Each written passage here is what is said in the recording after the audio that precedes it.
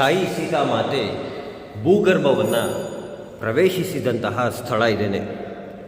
ನೋಡಿ, ಇಲ್ಲಿ ನೀವು ನೋಡ್ಬೋದು.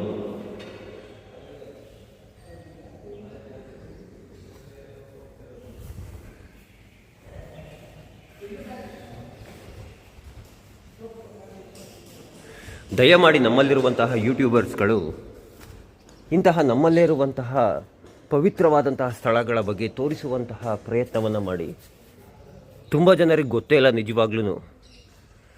ನಾವುಗಳು ಹುಡುಕಿ ಕೇಳಿ ಮಾಹಿತಿಗಳನ್ನು ಎಲ್ಲೆಲ್ಲಿಂದನೋ ಕಲೆ ಹಾಕಿ ತಿಳಿಸುವಂತಹ ಪ್ರಯತ್ನಗಳನ್ನು ಮಾಡ್ತಾಯಿದ್ರು ನಮ್ಮಂಥವ್ರಿಗೆಲ್ಲ ಅತಿ ಹೆಚ್ಚು ಬೆಂಬಲ ದೊರೆಯೋದೇ ಇಲ್ಲ.